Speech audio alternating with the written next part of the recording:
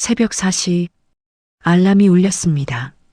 아직 어둠이 가시지 않은 새벽이었어요. 저는 이불을 걷어내고 일어났습니다. 옆에서 남편은 코를 골며 자고 있었죠.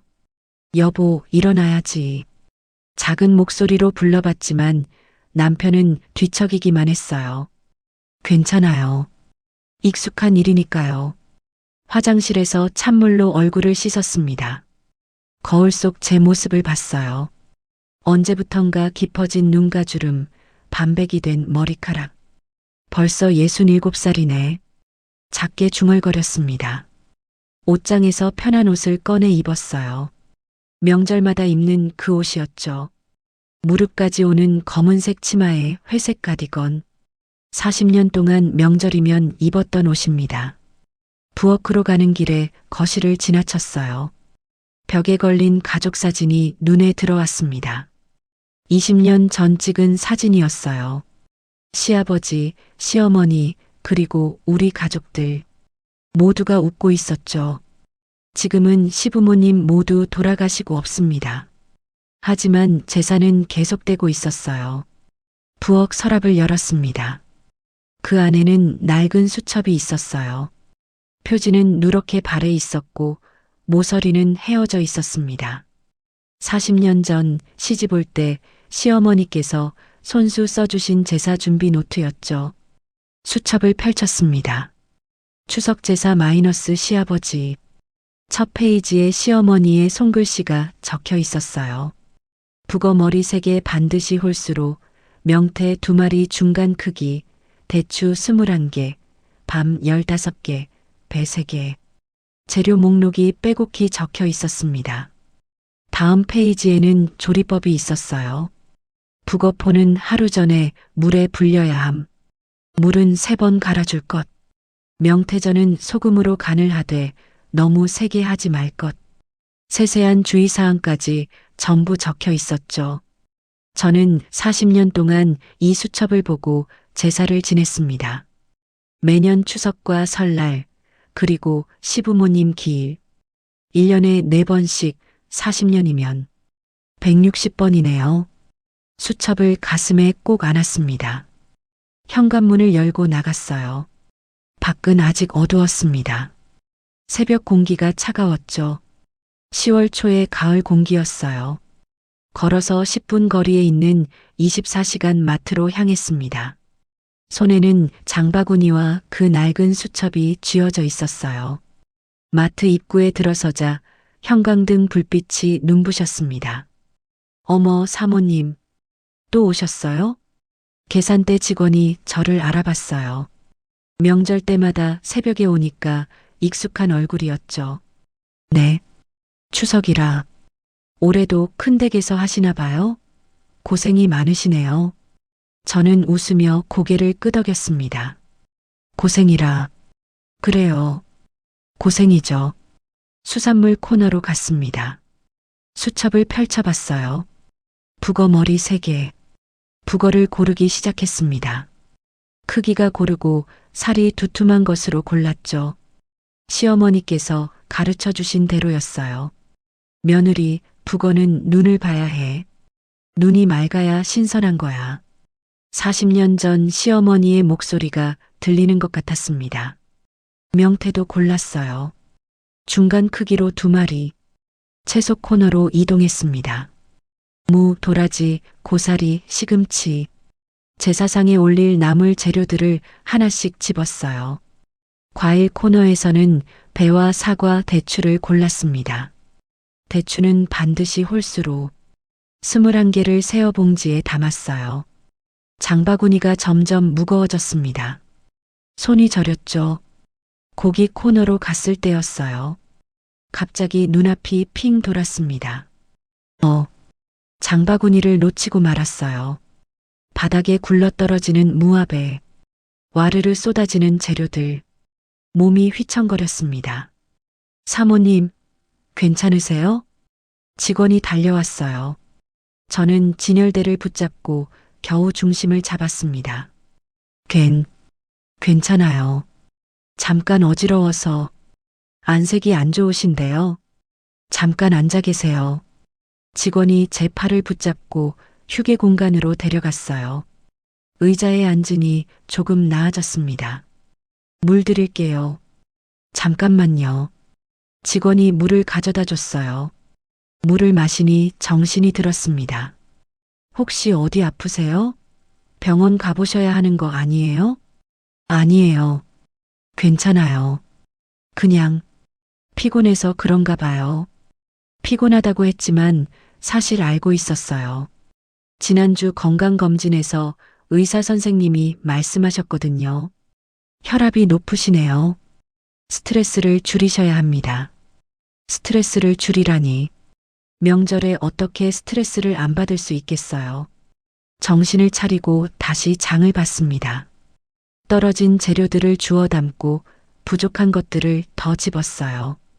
계산대로 갔습니다. 총 18만 3천 원입니다. 제 통장에서 돈이 나갔어요. 우리 노후 자금에서 나가는 돈이었죠.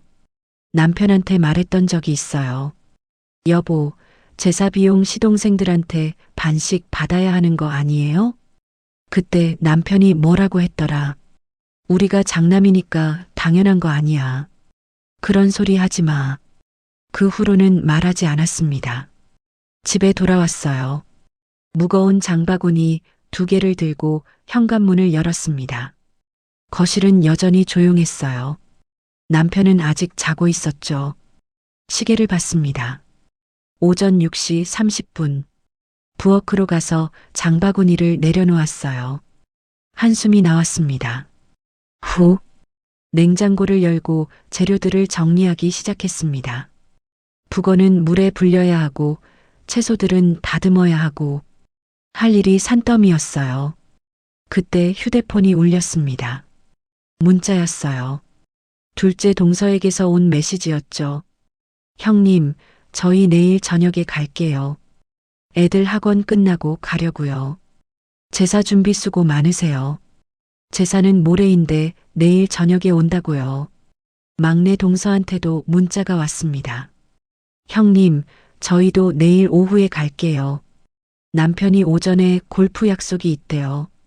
죄송해요 유유. 저는 휴대폰을 내려놓았습니다. 북어를 물에 담갔어요. 찬물에 하루 정도 불려야 부드러워집니다. 명태는 소금물에 씻어서 물기를 뺐죠. 물을 깎기 시작했습니다. 껍질을 벗기고 나박나박 썰어서 손이 자동으로 움직였어요. 40년 동안 해온 일이니까요. 창문 너머로 해가 떠오르고 있었습니다. 새 아침이 밝았어요. 40번째 명절 준비가 시작된 아침이었죠. 부엌벽에 걸린 시계를 봤습니다. 오전 7시 30분. 남편이 일어나는 시간까지 아직 1시간 반이 남았어요. 그 시간 동안 나물 다듬고 전 부칠 준비를 해야 했습니다. 저는 다시 칼을 들었어요. 일어났어? 남편이 부엌으로 들어왔습니다. 눈을 비비며 하품을 하고 있었어요. 응, 밥 먹어. 식탁에 아침을 차려놨어요. 된장찌개와 김치, 계란 후라이. 남편은 식탁에 앉았습니다. 장은 다 봤어? 응. 새벽에 다녀왔어. 수고했어. 올해도 우리 집에서 하는 거지? 그래야죠. 매년 우리 집에서 했는데. 남편은 밥을 먹으며 말했어요. 동생들 언제 온대? 내일 저녁이랑 오후에 온대. 그래. 뭐 바쁘니까 어쩔 수 없지. 바쁘니까 어쩔 수 없다. 저는 아무 말 하지 않았습니다. 남편은 밥을 다 먹고 일어났어요. 나 회사 가야 돼. 명절 전에 처리할 게 많아서. 오늘도 가? 응. 내일까지는 출근해야 해. 미안. 현관문이 닫혔습니다. 저는 다시 혼자 남았어요. 설거지를 하고 다시 부엌으로 돌아왔습니다. 도마 위에는 다듬어야 할 채소들이 쌓여 있었어요. 도라지를 손질하기 시작했습니다. 껍질을 벗기고 소금으로 주물러서 쓴맛을 빼내고 시계를 봤어요. 오전 11시 20분. 이 속도로 하면 오늘 안에 나물 5가지를 다 만들 수 있을 거예요. 내일은 전을 부치고 탕을 끓이고 모레 아침에는 밥을 짓고 상을 차리면 머릿속으로 일정을 계산했습니다. 40년 동안 해왔던 계산이었어요. 손이 아파오기 시작했어요. 손가락 마디마디가 쑤셨죠. 그때였습니다. 부엌 서랍에서 꺼낸 그 낡은 수첩이 바닥에 떨어졌어요. 어머, 수첩을 집어들었습니다. 펼쳐진 페이지 사이에서 노란 종이 한 장이 빠져나왔어요. 편지였습니다. 그 편지를 보는 순간 저는 알았어요. 올해는 다를 거라고, 40번째 명절은 마지막이 될지도 모른다고. 바닥에 떨어진 노란 편지를 집어들었습니다. 종이는 오래되어 바스러질 것 같았어요. 조심스럽게 펼쳤습니다. 시어머니의 손글씨였어요. 순자에게. 첫 줄을 읽는 순간 가슴이 철렁 내려앉았습니다. 순자야, 이 편지를 내가 언제 발견할지 모르겠구나. 어쩌면 내가 죽고 나서 한참 뒤일지도 모르지. 나는 지금 많이 아프다. 의사 선생님이 길어야 석 달이라고 하시더구나. 그래서 이 편지를 쓴다. 순자야, 미안하다. 정말 미안하다. 내가 우리 집에 시집 온 지 벌써 20년이 넘었구나. 그동안 너는 정말 고생이 많았어. 제사 준비, 명절 음식, 시댁 식구들 뒷바라지. 모든 걸 내가 혼자 했지. 나도 며느리였으니까 안다. 그게 얼마나 힘든 일인지.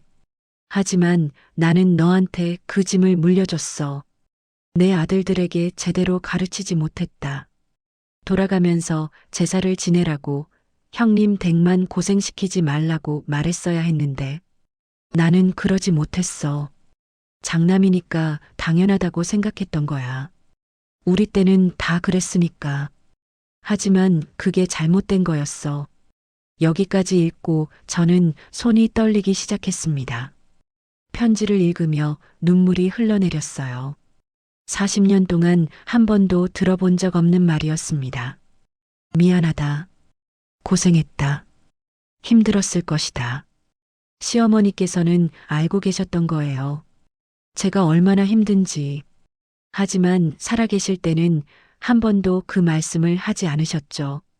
저는 부엌 바닥에 주저앉아 편지를 계속 읽었습니다. 순자야, 내가 너한테 가르쳐준 제사 준비법, 그 수첩 기억하니?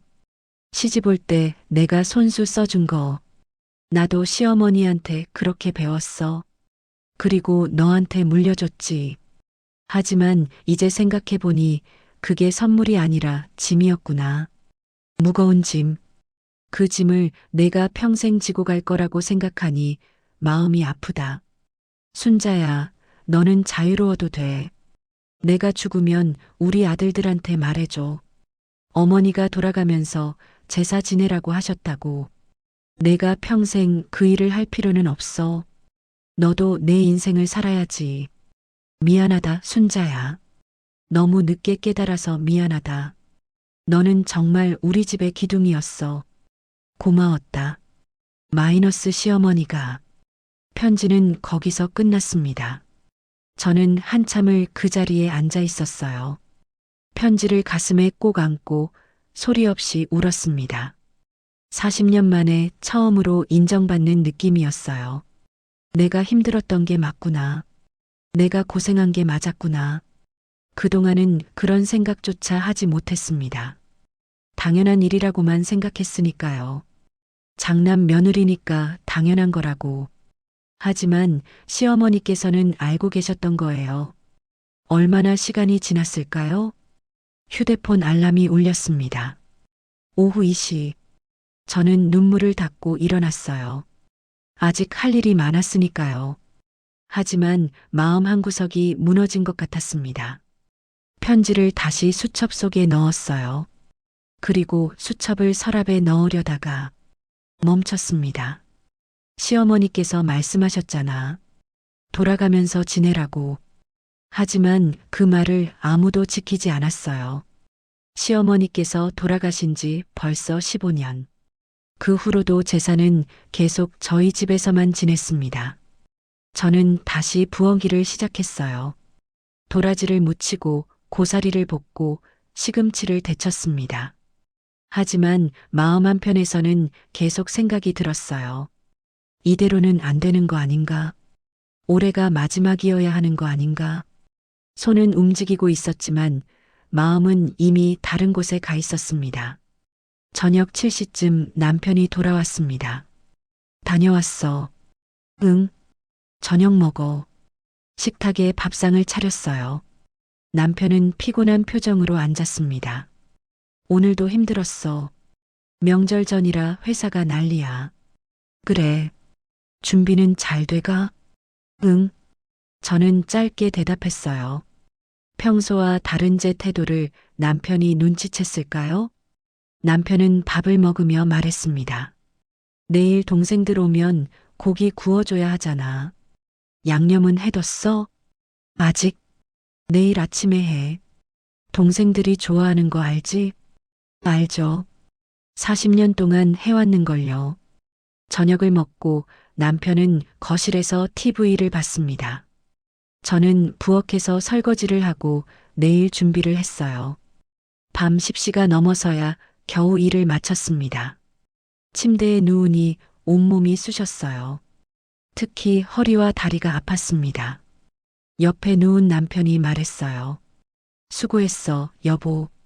수고했다는 말. 40년 동안 몇 번이나 들어봤을까요? 손가락으로 꼽을 정도였을 거예요. 여보. 저는 조심스럽게 입을 열었습니다. 응? 올해 제사. 다른 데서 하면 안 될까? 남편이 고개를 돌려 저를 봤어요. 갑자기 왜? 그냥 40년 동안 우리 집에서만 했잖아. 이제 좀 돌아가면서 하면 어떨까 싶어서. 무슨 소리야? 우리가 장남인데. 그래도 동생들은 집도 좁고 바쁘잖아. 우리가 하는 게 맞아. 여보, 나도 힘들어. 제 입에서 나온 말이었습니다. 남편이 놀란 표정으로 저를 봤어요. 뭐, 40년 동안 제사 준비하는 게 정말 힘들어. 그걸 이제 와서 왜 말해? 그동안 참았어. 하지만 이제는 정말 못하겠어. 몸도 안 좋고, 몸이 안 좋으면 병원 가. 그리고 제사는 해야지. 그게 우리 의무야. 의무? 저는 앉아서 남편을 똑바로 봤습니다. 40년 동안 내가 혼자 한 게 의무야? 시동생들은? 그 사람들 의무는 어디 갔어? 야, 목소리 낮춰. 무슨 소리야, 갑자기. 남편이 당황해서 말했어요. 동생들도 돈 내잖아. 돈? 저는 헛웃음이 나왔습니다. 언제 받았는데? 작년에? 재작년에? 남편이 말을 멈췄어요. 설마, 안 받은 거야? 받긴 받았지. 언제? 한 10년 전쯤?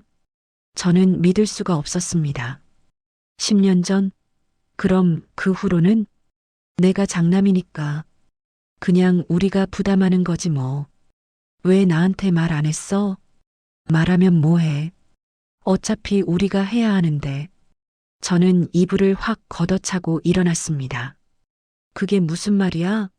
제사 비용이 얼마인데 1년에 4번이면 거의 200만 원이 넘어. 그래도는 무슨 그래도야. 그게 다 우리 노후 자금에서 나가는 돈인데. 처음으로 남편한테 소리를 질렀습니다. 남편도 화가 난 듯 일어났어요. 그래, 미안해. 내가 잘못했어. 하지만 이미 40년을 그렇게 해왔는데 이제 와서 바꿀 수 있겠어? 왜 안 돼? 동생들이 뭐라고 하겠어? 형님 댁이 갑자기 왜 그래? 할 거 아냐? 그럼 나는 어떡하라고? 평생 이렇게 살라고? 당신이 원래 잘하잖아. 제사 음식도 맛있고 준비도 완벽하고. 저는 남편을 멍하니 쳐다봤습니다. 이 사람은 정말 모르는구나. 제가 얼마나 힘든지. 여보. 응? 나 내일 친정 갔다 올게. 내일? 동생들 오는데? 응. 그래도 갈 거야.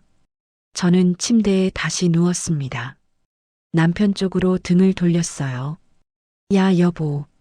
남편이 불렀지만 저는 대답하지 않았습니다. 다음 날 아침 6시, 저는 가방을 쌌습니다. 남편은 아직 자고 있었어요. 부엌에 가서 간단한 아침을 준비해 놨습니다.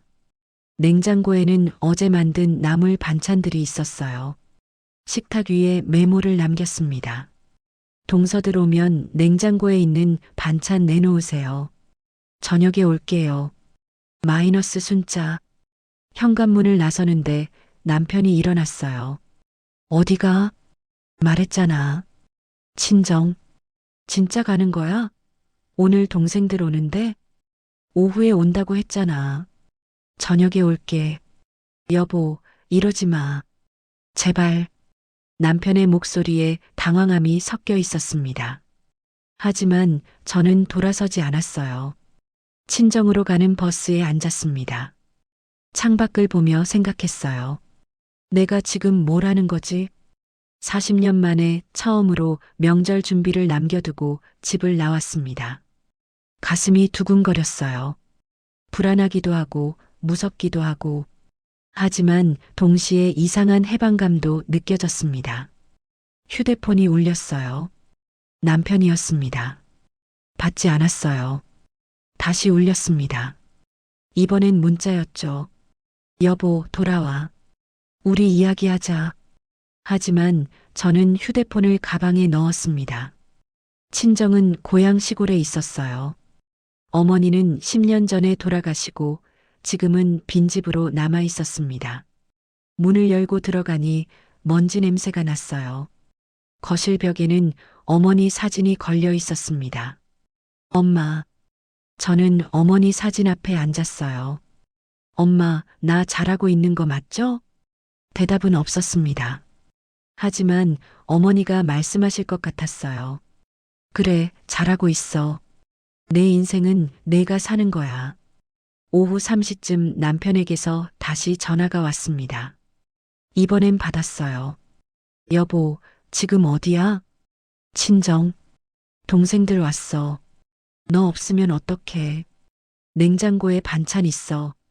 그거 내놓으면 돼. 그게 아니라 당신이 있어야지. 왜? 왜긴 왜야. 당신이 챙겨줘야 하잖아. 저는 한숨을 쉬었습니다. 오늘은 못 가요. 내일 제사 때 갈게. 내일? 그럼 오늘 저녁은? 시동생들이랑 같이 먹어요. 배달시켜 먹던지. 여보, 끊을게요. 전화를 끊었습니다. 가슴이 두근거렸어요. 이렇게까지 한 게 처음이었으니까요. 친정집에서 혼자 저녁을 먹었습니다. 근처 슈퍼에서 라면과 김치를 사왔어요. 라면을 끓여 먹으며 생각했습니다. 나는 지금까지 뭘 한 거지? 40년 동안 가족을 위해 살았어요. 남편, 아들, 시댁 식구들. 하지만 정작 저를 위해서는 뭘 했나요? 아무것도 없었습니다. 밤이 깊어갔어요. 휴대폰에 문자가 계속 왔습니다. 남편, 둘째 동서, 막내 동서. 하지만 저는 답장하지 않았어요. 침대에 누워 천장을 봤습니다. 내일은 어떻게 될까? 내일 집에 돌아가면 어떤 일이 벌어질지 알 수 없었습니다. 하지만 한 가지는 확실했어요. 이제는 예전으로 돌아갈 수 없다는 것. 어둠 속에서 저는 시어머니의 편지를 다시 꺼내봤습니다. 순자야, 너는 자유로워도 돼. 그 문장을 계속 읽었어요. 자유. 40년 만에 처음 생각해보는 단어였습니다. 제사 당일 아침 6시, 친정집에서 눈을 떴습니다. 한숨도 제대로 못 잤어요. 밤새 뒤척이기만 했죠. 집에 가야 하나, 말아야 하나. 하지만 결국 가기로 했습니다. 제사는 지내야 하니까요. 시아버지를 위한 제사였어요. 돌아가신 지 25년이 됐습니다. 가방을 챙기고 집을 나섰어요. 버스 안에서 휴대폰을 켰습니다. 밤새 온 문자가 15통이나 있었어요. 남편에게서 5통, 둘째 동서에게서 3통, 막내 동서에게서 2통. 하나씩 읽어봤습니다. 남편 새벽 일시 여보, 자, 내일 몇 시에 와? 둘째 동서 밤 11시 형님, 괜찮으세요? 형님이 안 계시니까 다들 걱정하네요. 막내 동서 밤 10시 형님, 편찮으신 거 아니에요? 오늘 못 오시면 저희가 준비할게요, 유유. 준비한다고요? 40년 동안 한 번도 안 하던 사람들이? 저는 헛웃음이 났습니다. 오전 8시쯤 집 앞에 도착했어요. 현관문 앞에 서서 한참을 망설였습니다. 들어가면 뭐라고 하지? 심호흡을 하고 문을 열었습니다.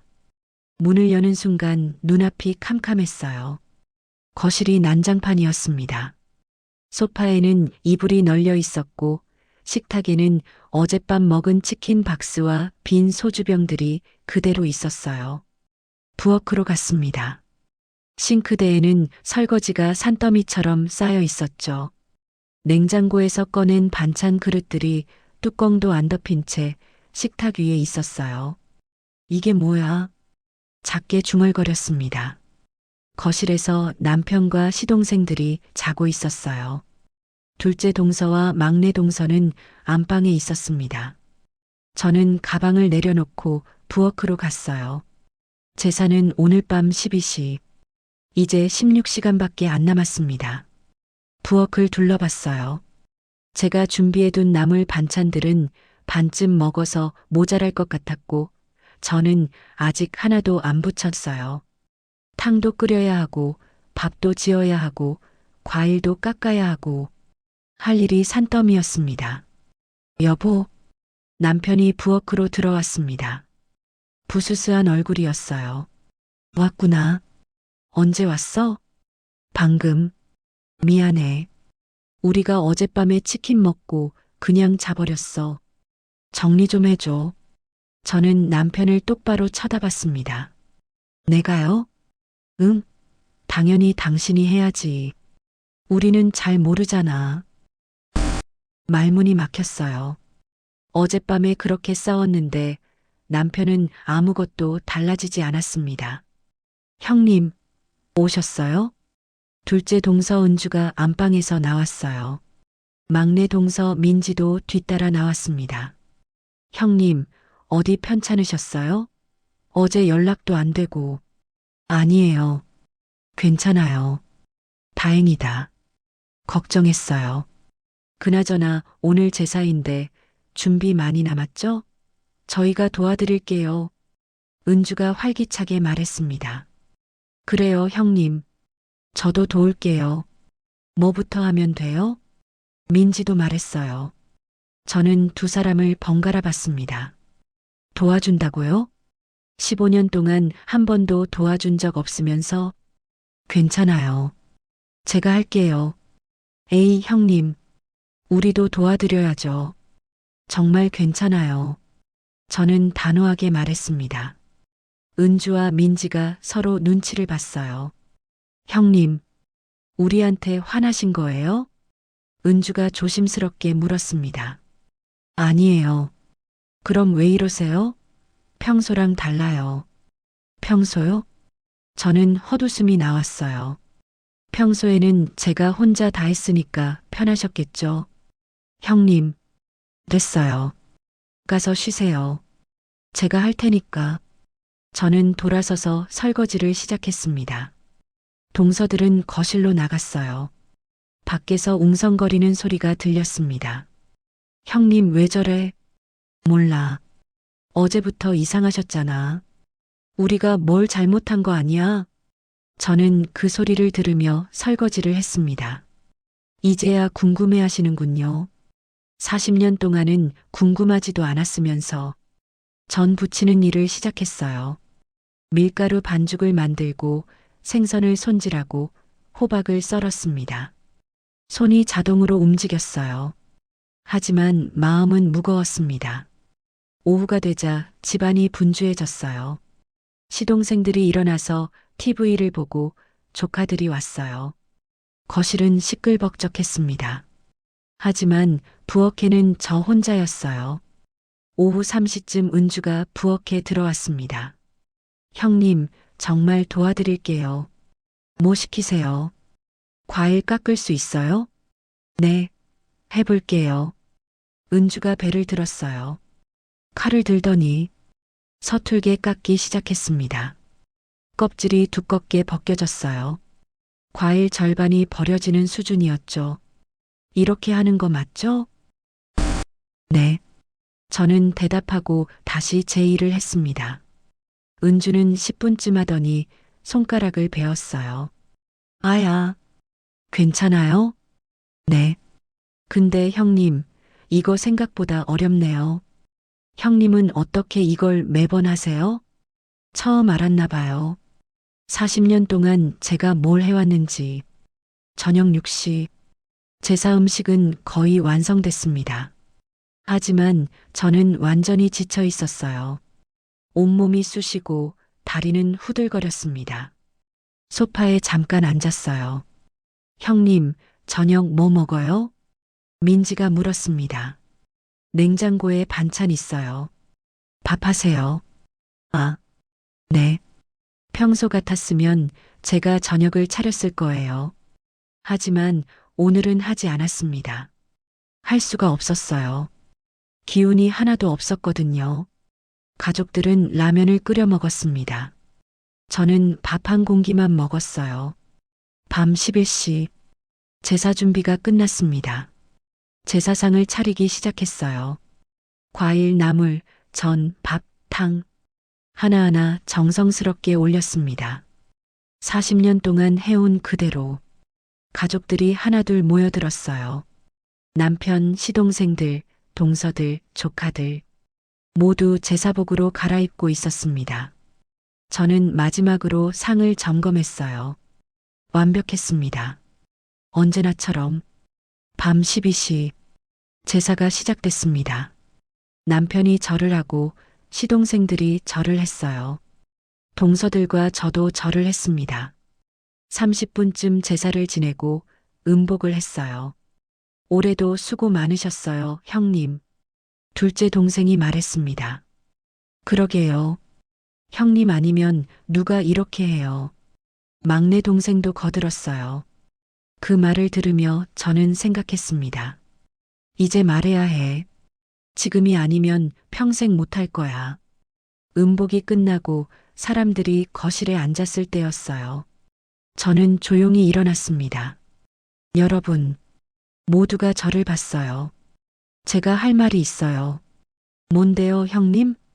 올해가 제가 제사를 준비하는 마지막입니다. 거실이 조용해졌습니다. 무슨 말씀이세요? 둘째 동생이 물었어요. 40년 동안 제가 제사를 준비했어요. 이제 충분하지 않나요? 형님, 갑자기 왜 그러세요? 갑자기가 아니에요. 40년이에요. 40년 동안 매년 4번씩 160번을 제가 혼자 준비했어요. 제 목소리가 떨렸습니다. 그래도 형님이 장남댁이잖아요. 막내 동생이 말했어요. 장남댁이라고 혼자 다 해야 하나요? 그게 옛날부터 그랬잖아요. 옛날이요? 저는 가방에서 시어머니의 편지를 꺼냈습니다. 어머님께서 편지를 남기셨어요. 돌아가시기 전에 편지를 펼쳐서 읽었습니다. 내가 죽으면 우리 아들들한테 말해줘. 어머니가 돌아가면서 제사 지내라고 하셨다고. 읽는 동안 아무도 말이 없었어요. 어머님께서 돌아가신 지 15년이 됐어요. 하지만 아무도 이 말씀을 지키지 않았죠. 형님, 저는 이제 지쳤어요. 정말로. 여보, 남편이 일어났습니다. 이건 우리끼리 이야기해야 하는 거 아니야? 40년 동안 우리끼리 이야기했어요. 하지만 아무것도 변하지 않았어요. 그래도 당신은 알고 있었어요? 10년 동안 제사 비용을 동생들한테 한 푼도 안 받았다는 거? 남편의 얼굴이 굳어졌습니다. 시동생들이 놀란 표정으로 서로를 봤어요. 형, 그게 무슨 말이야? 둘째 동생이 물었습니다. 나는 형님 댁이 알아서 하시는 줄. 알아서요? 저는 헛웃음이 났어요. 1년에 제사 비용만 200만 원이 넘어요. 10년이면 2천만 원이에요. 그게 다 우리 노후 자금에서 나갔어요. 그리고 제사 준비가 얼마나 힘든 일인지 아세요? 저는 모두를 둘러봤습니다. 새벽 4시에 일어나서 장을 봐요. 20가지가 넘는 음식을 만들어요. 하루 종일 부엌에 서 있어요. 형님, 어제 제가 없었죠? 어땠어요? 불편하지 않았어요? 아무도 대답하지 못했습니다. 이제 알겠어요? 제가 40년 동안 뭘 해왔는지. 제 눈에서 눈물이 흘러내렸어요. 저도 사람이에요. 저도 늙어가요. 저도 아파요. 형님, 죄송해요. 은주가 말했습니다. 저희가 정말 몰랐어요. 몰랐다고요? 저는 은주를 봤어요. 15년 동안 매번 오면서 몰랐어요? 제가 혼자 준비하는 걸 그게 당연한 줄 알았어요. 당연하다고요. 그 말이 가슴에 비수처럼 꽂혔습니다. 이제부터는 돌아가면서 하세요. 제가 말했습니다. 설날은 둘째 댁, 명년 추석은 막내 댁, 그 다음은 다시 우리 집. 이렇게요. 형님, 그게 안 되면 제사를 안 지내도 돼요. 저는 더 이상 안 해요. 여보, 남편이 제 팔을 잡았어요. 이러지 마. 제발. 당신은 뭔데요? 저는 남편의 손을 뿌리쳤습니다. 40년 동안 당신은 뭘 했어요? 제사 때 절만 하고 음식 먹기만 하고. 나는 돈은 우리 돈이에요. 제 노후 자금이기도 해요. 남편이 할 말을 잃었습니다. 저는 가방을 들었어요. 저 다시 친정 갔다 올게요. 형님, 지금요? 네. 여러분끼리 천천히 의논하세요. 앞으로 어떻게 할지. 여보, 이러지 마. 제 전화번호 아시죠? 결정되면 연락 주세요. 저는 현관으로 향했습니다. 형님, 등 뒤에서 누군가 불렀지만 돌아보지 않았어요. 현관문을 열고 나갔습니다. 밖은 추웠어요. 새벽 1시의 공기였죠. 하지만 마음은 이상하게 가벼웠습니다. 새벽 거리를 걸었어요. 갈 곳이 없었습니다. 친정까지 가는 첫 차는 아침 6시. 편의점에 들어가 따뜻한 커피를 샀어요. 벤치에 앉아서 커피를 마셨습니다. 휴대폰이 울렸어요. 남편이었어요. 받지 않았습니다. 문자가 왔어요. 여보, 미안해. 돌아와. 우리 이야기하자. 저는 문자를 읽고 휴대폰을 가방에 넣었습니다. 하늘을 올려다봤어요. 별이 보였습니다. 내가 잘한 건가? 확신은 없었어요. 하지만 후회도 없었습니다. 새벽 공기가 차가웠어요.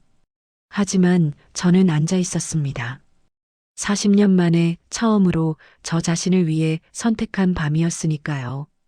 새벽 5시 24시간 카페를 찾아 들어갔습니다. 따뜻한 커피를 시켜놓고 창가 자리에 앉았어요. 창밖으로 해가 떠오르고 있었습니다. 휴대폰을 봤어요. 부재중 전화 23통, 남편 12통, 둘째 동서 5통, 막내 동서 3통, 둘째 동생 2통, 막내 동생 1통. 저는 휴대폰을 뒤집어 놓았습니다. 그때 전화가 또 울렸어요. 은주였습니다. 받을까 말까 망설이다가 받았어요. 여보세요. 형님, 지금 어디세요? 은주의 목소리가 급했습니다. 카페에 있어요. 어느 카페요? 제가 갈게요. 왜요?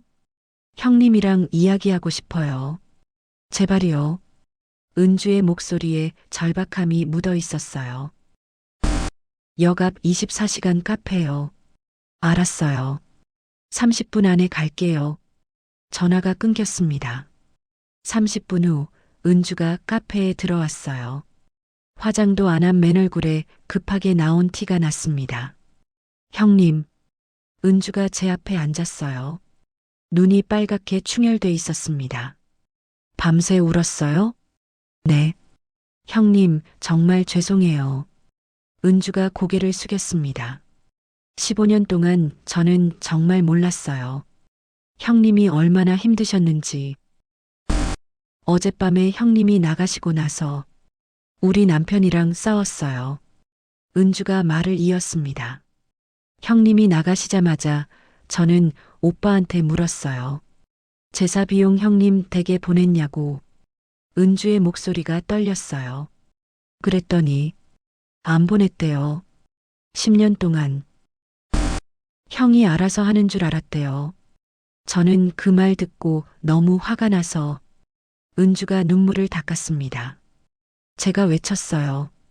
당신은 형님이 기계야? 돈도 안 주고 일만 시켜? 그게 사람이 할 짓이야? 저는 은주를 가만히 쳐다봤어요. 그래서요? 싸웠어요. 밤새 오빠가 그러더라고요. 형님 댁이 장남이니까 당연한 거 아니냐고. 은주가 비웃듯 말했습니다. 당연하다니. 저는 그 말 듣고 깨달았어요. 뭐요? 우리 남편들은 절대 안 변할 거라는 거요. 은주가 커피를 한 모금 마셨습니다. 형님 형님 편이에요. 뭐라고요? 저도 며느리잖아요. 저도 15년 동안 시댁 눈치 봤어요. 은주의 눈에서 눈물이 흘러내렸습니다. 명절 때마다 저희 집에서 모이면 저도 준비해요. 물론 형님만큼은 아니지만. 그런데 시어머니는 절대 안 도와줘요. 앉아서 이것저것 지시만 하죠. 은주야, 김치 더 꺼내와. 은주야, 물 좀 떠와. 은주가 쓴웃음을 지었습니다. 저는 그게 당연한 줄 알았어요. 며느리니까. 은주 씨. 하지만 어젯밤에 깨달았어요. 이건 당연한 게 아니라는 거. 누군가의 희생 위에 세워진 거라는 거. 형님. 은주가 제 손을 잡았습니다. 다음 설날 제사 우리 집에서 할게요. 정말요? 네. 그리고 형님이 말씀하신 대로 돌아가면서 하자고 할게요. 남편분이 동의할까요? 안 하면 저도 나갈 거예요. 은주의 목소리가 단호했습니다. 형님처럼요. 저는 은주의 손을 꼭 잡았어요. 40년 만에 처음으로 편이 생긴 느낌이었습니다. 고마워요, 은주 씨. 아니에요. 제가 너무 늦게 깨달아서 죄송해요. 그런데 형님, 어떻게 하실 거예요? 은주가 물었습니다. 집에 돌아가실 거예요? 모르겠어요.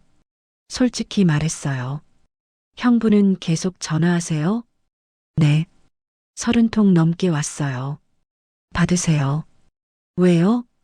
형부가 뭐라고 하는지 들어야 알 수 있잖아요. 진심으로 반성하는지. 은주의 말이 맞았습니다. 알겠어요. 그리고 형님. 네. 혼자 있지 마세요. 우리 집으로 오세요. 괜찮아요. 안 괜찮아요. 저도 혼자 있으면 무너질 것 같아요. 같이 있어요. 며느리들끼리. 저는 고개를 끄덕였습니다. 은주의 집은 아파트였어요. 깨끗하고 정돈된 집이었습니다. 앉으세요, 형님. 제가 아침 만들어 드릴게요. 괜찮아요. 제가, 안 돼요. 오늘은 제가 형님 돌봐드릴 거예요. 은주가 부엌으로 갔습니다. 저는 소파에 앉아서 주변을 둘러봤어요. 거실 벽에는 가족 사진이 걸려 있었습니다. 은주와 남편, 두 아이들. 행복해 보이는 사진이었어요. 하지만 은주도 힘들었던 거였죠. 은주가 간단한 아침을 차려왔어요. 토스트와 계란 프라이, 샐러드. 형님 드세요. 고마워요. 저는 오랜만에 누군가 차려준 밥을 먹었습니다. 40년 만에 처음이었어요. 눈물이 났습니다. 형님, 왜 우세요? 아니, 그냥 힘드셨죠? 응. 저는 고개를 끄덕였어요. 정말 힘들었어요. 은주가 제 등을 토닥여줬습니다. 그때 전화가 울렸어요. 남편이었습니다. 은주가 고개를 끄덕였어요. 받으라는 신호였죠. 저는 전화를 받았습니다. 여보세요. 여보, 지금 어디야? 밤새 연락 안 되고 남편의 목소리에 다급함이 묻어 있었어요. 은주네 집에 있어요. 은주네? 거기는 왜? 할 이야기가 있어서요. 그래. 나 지금 갈게. 이야기하자. 여기로 오지 마세요. 제 목소리가 단호했습니다. 왜? 우리 이야기해야 하잖아. 이야기할 게 있으면 전화로 하세요. 여보, 나 잘못했어. 미안해. 남편이 말했습니다. 뭐가 잘못됐는데요? 내가 당신 고생하는 걸 몰랐어. 그리고 동생들한테 돈도 제대로 못 받았고, 그게 다예요? 그게 다라니? 40년 동안 저한테 한 게 뭐예요? 저는 물었습니다. 당신은 제사 때 절만 하고 음식 먹기만 했어요. 한 번이라도 설거지 도와준 적 있어요? 없어. 명절에 장 본 적 있어요? 음식 만든 적 있어요? 없어. 그럼 당신이 뭘 잘못했는지 알아요? 남편이 한참을 말이 없었습니다. 여보, 나는 그게 당연한 줄 알았어. 당연하다고요? 응. 우리 아버지도 그랬고 형들도 다 그랬잖아. 명절에는 여자들이 준비하는 거, 그게 잘못된 거예요. 제 목소리가 커졌습니다. 여자라고 당연히 부엌일 하는 게 아니에요. 며느리라고 당연히 제사 준비하는 게 아니에요. 미안해. 미안하다고 다 되는 줄 알아요? 그럼 어떻게 하면 돼? 내가 뭘 해야 해? 남편의 목소리에 당황함이 섞여 있었어요. 저는 잠시 생각했습니다. 다음 설날부터는 당신이 하세요. 내가? 네. 장도 보고 음식도 만들고 상도 차리세요. 그건 나는 할 줄 모르는데. 저도 처음에는 몰랐어요. 40년 전에. 하지만 할 수 있어요. 배우면 돼요. 남편이 한참을 말이 없었습니다. 그리고 시동생들하고 이야기하세요. 돌아가면서 제사 지내기로. 동생들이 동의할까? 안 하면 제사 안 지내면 돼요. 그건 안 돼. 아버지 제사를. 그럼 당신들이 하세요. 저는 이제 안 해요. 제 목소리는 단호했습니다. 은주가 제 옆에서 말했어요. 형부, 저예요. 은주요. 은주? 저희 집에서 설날 제사할게요. 너희 집에서? 네. 형님 말씀이 맞아요. 이제 돌아가면서 해야죠. 하지만 저희 집에서 하는 게 싫으시면 형부 댁에서 하셔도 돼요. 대신 형부가 직접 준비하세요. 은주의 목소리도 단호했습니다. 남편이 당황한 듯 말했어요. 은주야, 너까지 왜 이래? 형님이 40년 동안 혼자 하셨잖아요. 이제 우리가 도와야죠. 형부 생각해 보세요. 그리고 결정되면 연락 주세요. 은주가 전화를 끊었습니다. 30분 후, 이번에는 민지한테서 전화가 왔어요. 형님, 저 민지예요.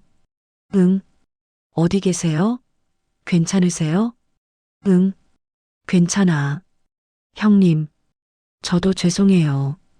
민지의 목소리가 작았습니다. 저도 몰랐어요. 형님이 그렇게 힘드셨는지. 어젯밤에 형님 말씀 듣고 많이 생각했어요. 그래서 저도 은주 언니 말에 동의해요. 돌아가면서 하는 게 맞는 것 같아요. 민지가 조심스럽게 말했습니다. 정말요? 네. 사실 저도 시댁 가는 게 부담이었어요. 민지가 고백했습니다. 명절 때마다 시어머니가 이것저것 시키시잖아요. 저는 직장도 다니는데 알아요. 그런데 형님은 40년을 그렇게 사셨잖아요. 저는 15년도 힘든데 민지의 목소리가 떨렸습니다. 형님, 저희가 도와드릴게요. 제발 포기하지 마세요. 민지 씨, 며느리들끼리 뭉쳐야 해요. 안 그러면 우리 평생 이렇게 살아야 해요. 민지의 말에 저는 고개를 끄덕였습니다. 은주의 집에서 오후를 보냈어요. 은주와 저는 많은 이야기를 나눴습니다. 형님 결혼하고 나서 가장 힘들었던 때가 언제예요? 글쎄, 다 힘들었는데 저는 잠시 생각했어요. 첫 명절이 가장 힘들었던 것 같아요. 왜요? 시어머니께서 모든 걸 가르쳐 주셨는데 저는 하나도 못 따라 했거든요. 그때 일이 생생히 떠올랐습니다. 40년 전 첫 명절이었어요. 시어머니께서 제 옆에 서서 계속 말씀하셨죠. 순자야, 북어는 이렇게 손질하는 거야. 순자야, 저는 약한 불에서 천천히 붙여야 해. 순자야, 제사상은 이런 순서로 차리는 거란다. 저는 그때 눈물이 났어요. 너무 많았거든요. 외울 수가 없었어요. 은주가 제 손을 잡았습니다. 힘드셨겠어요. 하지만 시어머니께서는 인내심을 갖고 가르쳐 주셨어요. 그래서 저도 배울 수 있었죠. 형님은 대단하세요. 대단한 게 아니에요. 그냥 해야 했으니까요. 저녁 때가 됐어요. 은주가 저녁을 준비했습니다. 형님, 오늘은 제가 다 할 테니까 쉬세요. 고마워요. 저는 소파에 앉아 TV를 봤어요. 40년 만에 처음으로 누군가 저녁을 차려주는 걸 기다렸습니다. 이상한 느낌이었어요. 편하기도 하고 죄책감도 들고. 은주가 저녁을 차려왔어요. 형님 드세요. 별거 아니에요. 그냥 간단하게 만들었어요. 된장찌개와 김치, 계란말이. 간단했지만 따뜻했습니다. 밤 9시쯤 남편에게서 다시 전화가 왔어요. 여보, 왜요? 동생들하고 이야기했어. 그래서요? 설날은 둘째네 집에서 하기로 했어. 남편의 목소리가 조심스러웠습니다. 정말요? 응. 그리고 다음 추석은 막내네. 그 다음은 우리 집. 그리고 비용도 3등분하기로 했어. 그동안 못 낸 거도 계산해서 줄게. 저는 눈물이 났습니다. 여보, 집에 와. 제발. 생각해 볼게요. 당신 없으면 안 돼. 나, 당신이 필요해. 40년 만에 처음 듣는 말이었습니다. 전화를 끊고 은주를 봤어요. 형님, 집에 가실 거예요? 모르겠어요. 천천히 생각하세요. 일단 여기서 머무르세요. 고마워요, 은주 씨. 형님, 제가 고마워요. 형님이 용기 내지 않았으면 저도 계속 모르고 살았을 거예요. 그날 밤 저는 은주네 집 게스트룸에서 잤습니다. 40년 만에 처음으로 명절 걱정 없이 잠든 밤이었어요. 하지만 마음 한편으로는 불안했습니다. 정말 달라질까? 남편이? 시댁 식구들이? 확신은 없었어요. 하지만 적어도 지금은 혼자가 아니었습니다. 은준의 집에서 사흘을 보냈습니다. 그동안 남편에게서 매일 전화가 왔어요. 여보, 집에 와. 이야기하자. 동생들도 다 동의했어. 정말이야. 나 혼자 있으니까 힘들어. 사흘째 되던 날 저는 결정했습니다. 은주 씨, 집에 가볼게요. 정말요? 괜찮으세요? 응. 이제 돌아가 봐야 할 것 같아요. 형님, 힘들면 언제든 다시 오세요. 은주가 제 손을 꼭 잡았습니다.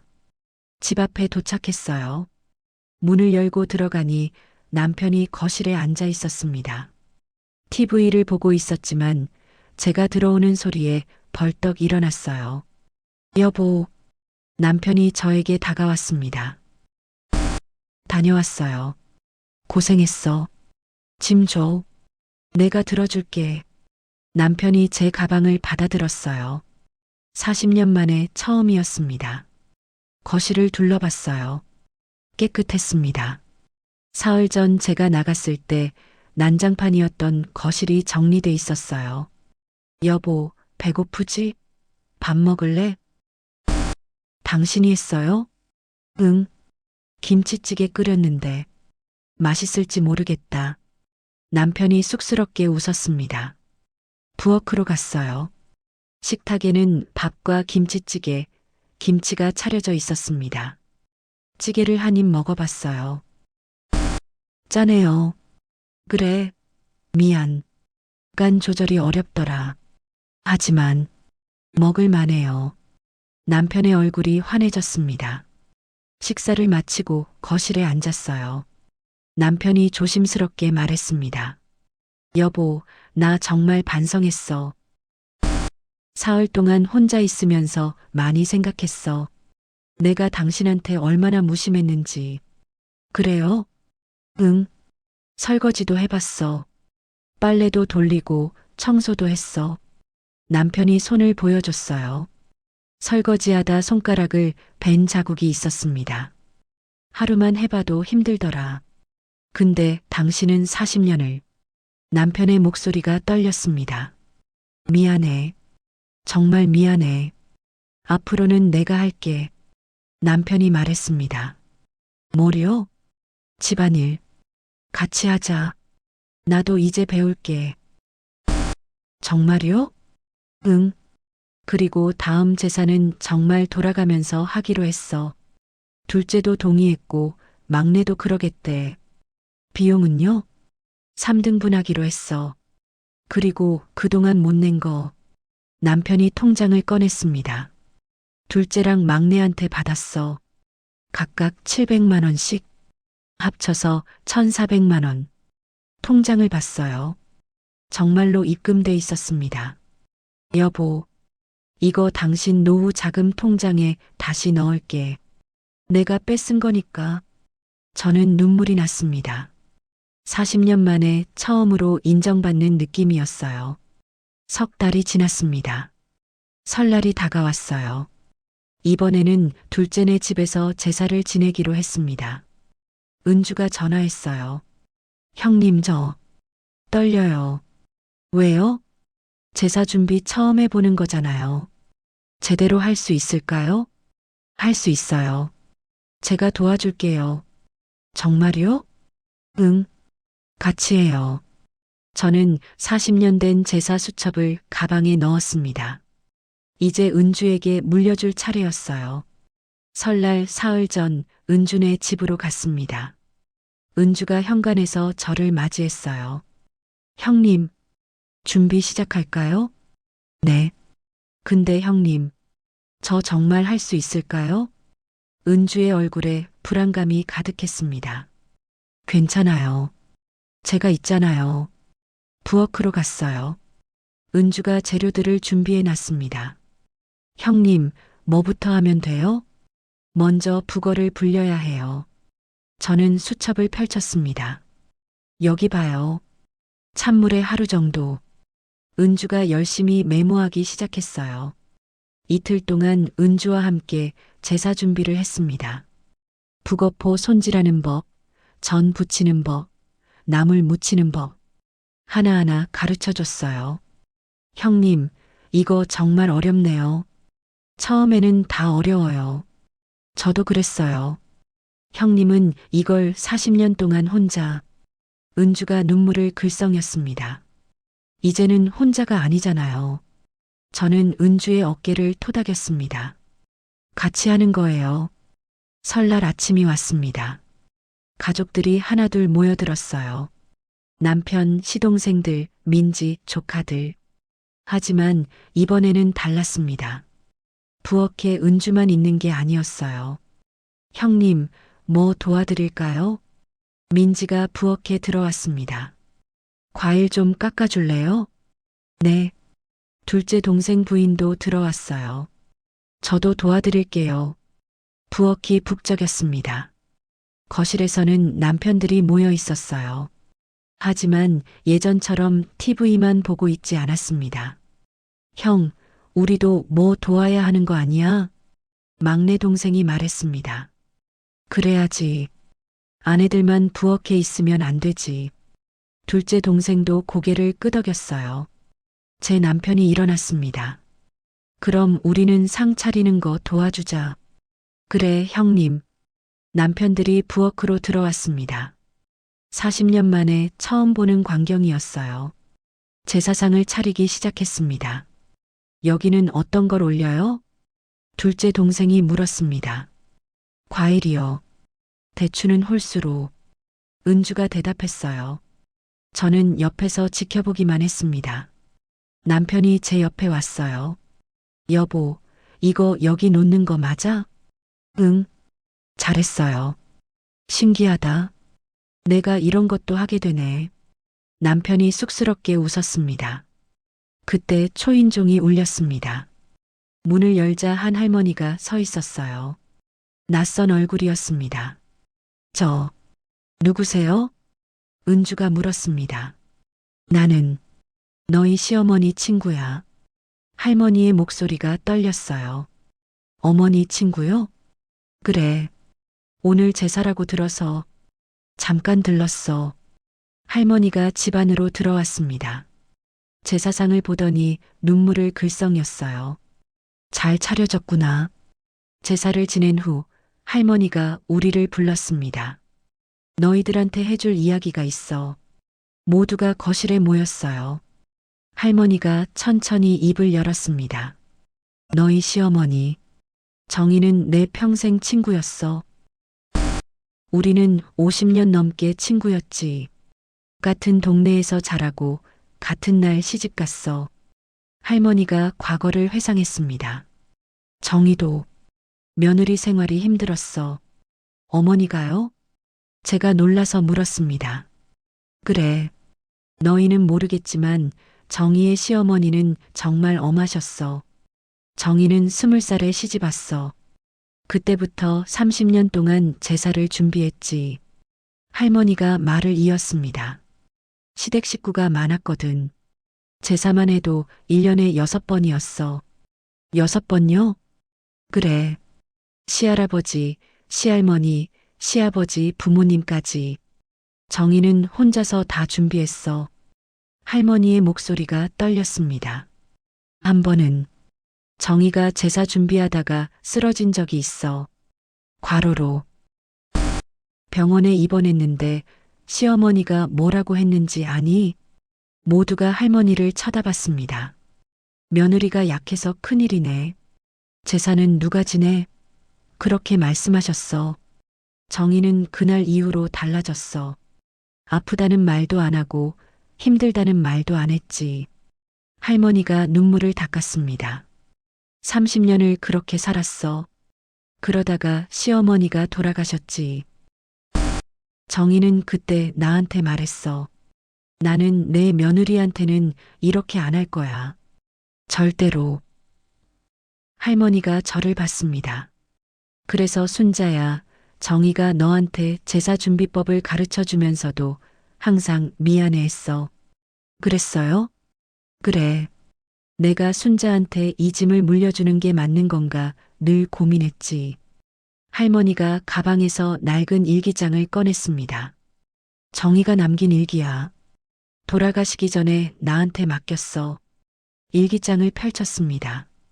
시어머니의 손글씨가 빼곡히 적혀 있었어요.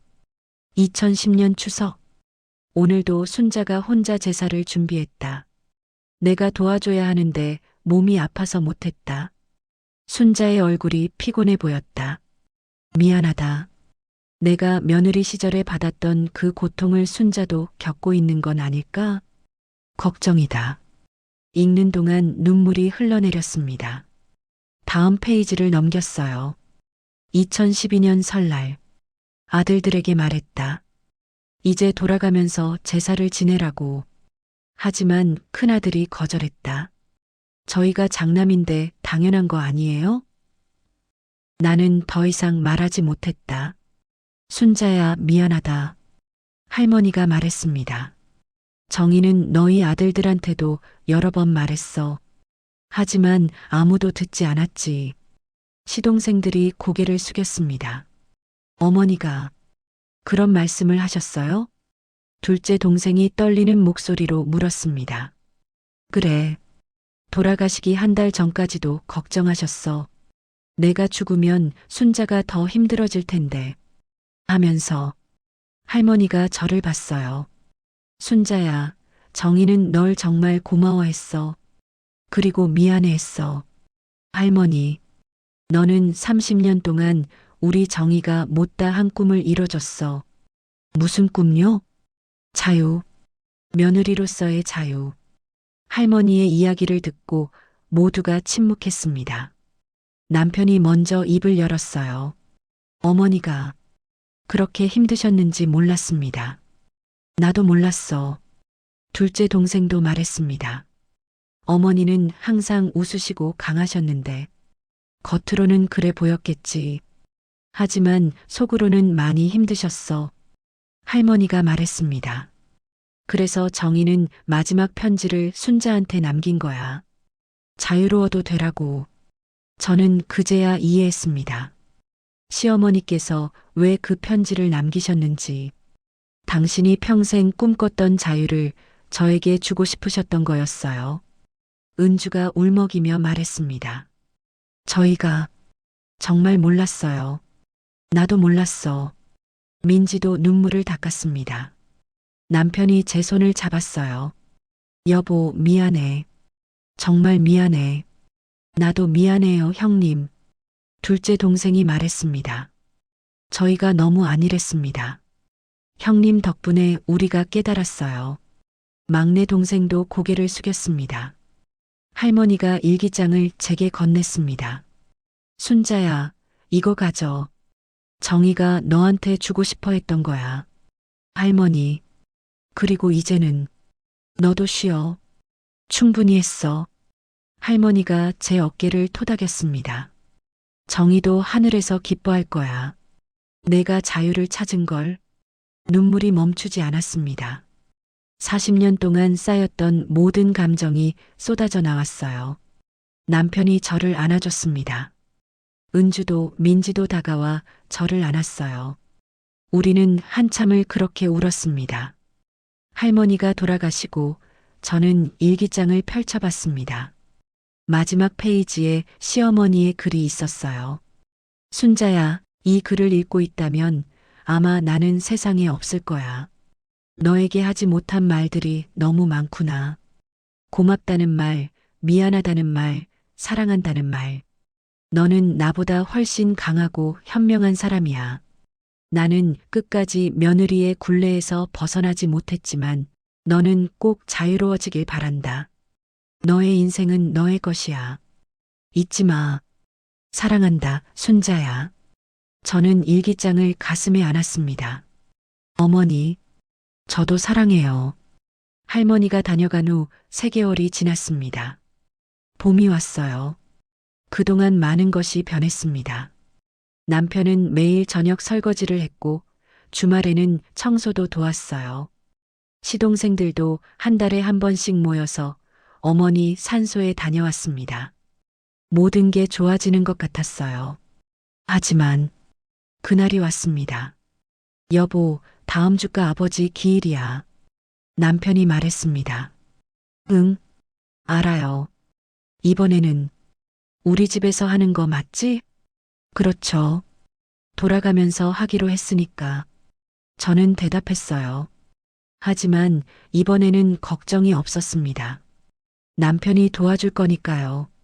여보, 이번에는 내가 장 볼게. 정말요? 응. 당신이 힘들잖아. 내가 배워야지. 남편이 웃으며 말했습니다. 기일 사흘 전 남편과 함께 마트에 갔습니다. 40년 만에 처음이었어요. 여보, 북어는 어떤 걸 골라야 해? 눈이 맑고 살이 두툼한 거요. 이거? 남편이 북어를 들었어요. 응, 잘 골랐어요. 우리는 함께 장을 봤습니다. 재료를 고르고 무게를 달고 계산하고 평범한 일상이었지만 행복했어요. 이틀 전부터 제사 준비를 시작했습니다. 여보, 북어는 어떻게 불리는 거야? 찬물에 담가서 하루 정도 두면 돼요. 물은 갈아줘야 해? 3번 정도요. 남편이 열심히 메모했어요. 40년 전 제가 그랬던 것처럼. 생각보다 복잡하네. 그래도 잘하고 있어요. 저는 남편을 격려했습니다. 그날 저녁 둘째 동생에게서 전화가 왔어요. 형, 나 둘째야. 응? 무슨 일이야? 남편이 전화를 받았습니다. 그게 이번 기일 말인데. 왜? 무슨 일 있어? 우리 애가 갑자기 아파서 병원에 입원했어. 뭐? 심각해? 아니, 심각한 건 아닌데. 그래도 병원에 있어야 해서. 둘째 동생의 목소리가 미안한 듯 했습니다. 그래서 이번에는 못 갈 것 같아. 전화를 끊자마자 막내 동생에게서도 전화가 왔습니다. 형님, 저 막내예요. 응? 무슨 일이야? 죄송한데요. 이번 주에 갑자기 출장이 잡혔어요. 출장? 네. 해외 출장인데 취소할 수가 없어요. 정말 죄송해요. 다음에는 꼭 갈게요. 두 통의 전화를 받고 남편의 얼굴이 굳어졌습니다. 여보, 남편이 저를 봤어요. 동생들이 못 온대. 괜찮아요. 우리끼리 하면 되죠. 저는 담담하게 말했습니다. 하지만 마음 한편으로는 불안했어요. 시작이구나. 결국 예전으로 돌아가는 거구나. 하지만 내색하지 않았습니다. 여보, 미안해. 동생들이 괜찮아요. 사정이 있을 수 있죠. 그래도 준비나 계속해요. 저는 부엌으로 갔습니다. 다음 날 아침이었습니다. 남편이 일찍 일어나 부엌으로 왔어요. 여보, 오늘 회사 반찬했어. 왜요? 제사 준비 도와줘야지. 혼자 하면 힘들잖아. 남편이 앞치마를 두르며 말했습니다. 저는 남편을 가만히 쳐다봤어요. 고마워요. 당연한 거지. 미안해. 동생들이 안 와서. 당신은 달라요. 제 말에 남편이 미소 지었습니다. 그래. 나는 달라질 거야. 우리는 하루 종일 함께 제사를 준비했습니다. 남편은 서툴렀지만 열심히 했어요. 여보, 저는 어떻게 붙이는 거야? 약한 불에서 천천히요. 타지 않게 조심하고. 알았어. 남편이 전을 붙이기 시작했습니다. 하지만 첫 번째 전은 타버렸어요. 아이고, 괜찮아요. 처음에는 다 그래요. 다시 해볼게. 남편이 다시 시작했습니다. 이번에는 잘 됐어요. 여보, 나 잘했지? 남편이 아이처럼 좋아했습니다. 저는 웃음이 났어요. 기일 당일이 됐습니다. 아침부터 바쁘게 움직였어요. 상을 차리고 음식을 올리고 남편과 함께하니 훨씬 수월했습니다. 오후 6시쯤 초인종이 울렸어요. 누구지? 문을 열자 은주가 서 있었습니다. 형님, 은주 씨? 왜? 오빠가 못 온다고 해서 제가 왔어요. 혼자 오기는 뭐하고 민지 동생도 데려왔어요. 뒤에서 민지도 웃으며 손을 흔들었습니다. 고마워요. 둘 다. 저는 감동했습니다. 뭐요, 형님? 당연한 거죠. 은주가 웃으며 말했어요. 남편들은 안 왔지만 우리는 와야죠. 민지도 고개를 끄덕였습니다. 그래요.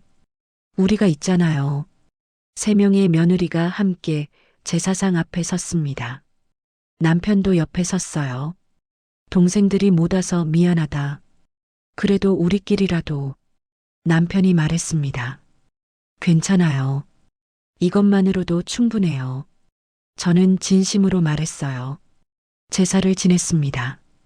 비록 가족 전체가 모이지는 못했지만 마음만은 함께였어요. 제사가 끝나고 음복을 하는데 남편이 말했습니다. 동생들한테 전화해야겠다. 왜요? 이건 아닌 것 같아. 약속을 지켜야지. 남편이 둘째 동생에게 전화했어요. 야, 나 형이야. 응, 형. 오늘 기일인데 왜 안 왔어? 그게 애가 아파서. 애 상태는 어때? 이제 많이 좋아졌어. 내일 퇴원한대. 그럼 올 수 있었던 거 아니야? 남편의 목소리가 단호했습니다. 형, 미안해. 미안하다고 되는 게 아니야. 우리 약속했잖아. 돌아가면서 하기로. 알아. 근데 형, 솔직히 아직 익숙하지가 않아. 익숙하지 않다고? 남편의 목소리가 커졌어요. 40년 동안 형수는 혼자 했어. 익숙하지 않아도 해야 하는 거야. 알았어. 다음에는 꼭 갈게. 다음이 아니라 지금이야. 내일 집에 와. 성묘라도 같이 가자. 알겠어. 전화를 끊고 남편이 막내한테도 전화했습니다. 야, 막내야. 나 형이야. 형님, 출장은 잘 갔어? 아니, 사실은 막내 동생의 목소리가 작아졌습니다. 출장 취소됐어. 거래처 사정으로. 뭐? 남편이 화가 난 듯 말했어요. 그럼 올 수 있었던 거 아니야? 형님, 미안해요. 솔직히 말할게요. 뭐? 저, 가기 싫었어요. 순간 공기가 얼어붙었습니다. 가기 싫었다고? 남편이 믿을 수 없다는 표로 물었습니다. 네. 제사 준비하는 게 정말 싫거든요. 형님 댁에서 할 때는 편했어요. 그냥 가서 밥 먹기만 하면 됐으니까. 막내 동생이 솔직하게 말했습니다. 근데 이제 돌아가면서 하잖아요. 저도 준비해야 하고. 그게 싫어서 거짓말한 거야? 네. 남편이 한참을 말이 없었어요. 저는 그 모습을 보며 가슴이 아팠습니다. 결국 변하지 않는구나. 아, 남편의 목소리가 낮아졌습니다. 너 지금 뭐라고 한 거야? 형님, 40년 동안 형수가 혼자 했을 때는 생각 안 했어? 그 사람이 얼마나 힘들었는지. 그건 너는 편했으니까 좋았지. 형수가 다 해주니까. 남편의 목소리가 떨렸어요. 근데 이제 내가 할 차례니까 싫다고? 그게 사람이 할 짓이야? 형님, 화내지 마세요. 화를 안 낼 수가 없어. 너 정말 실망이다. 형님, 당분간 연락하지 마. 너 정신 차릴 때까지. 남편이 전화를 끊었습니다. 남편이 소파에 주저앉았어요. 여보, 미안해. 내가 동생들을 제대로 못 키운 것 같아. 남편의 눈에 눈물이 맺혔습니다.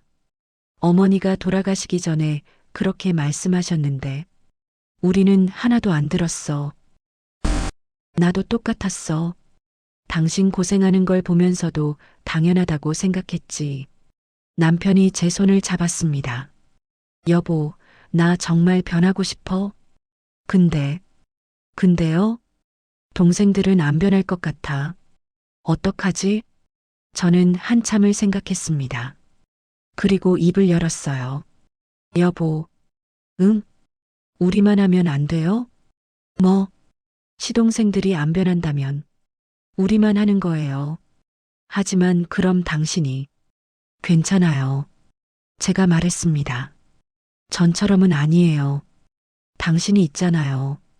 여보, 그리고 은주 씨도 있고 민지 씨도 있어요. 은주와 민지가 제 옆에 앉았습니다. 형님 말이 맞아요.